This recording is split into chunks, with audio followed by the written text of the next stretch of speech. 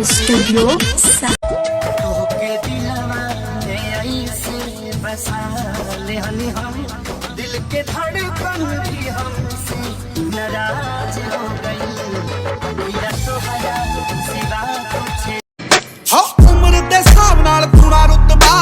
थोड़ा नहीं ओ बाला इखलाकी चलदा अखां च अद्धी कोई शै बोलदी एवें नहीं कोई दुनिया तो आकी चलदा पिछले कोई कर्म दा तनी लगदा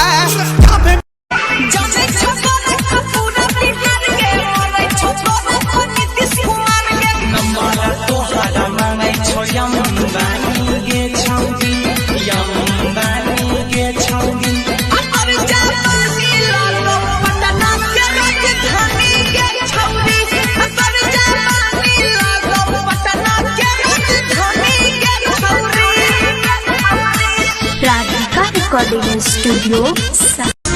करिले शुक्रिया हम ओह भगवान के तोहके बनौले बाड़े कौन माटी सान के दिल में मोहब्बत जगा दिला राजा।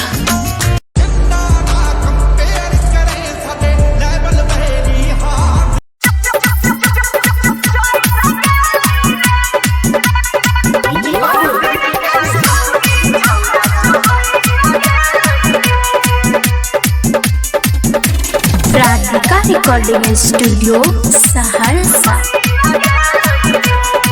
छौरी देला कोई सिगा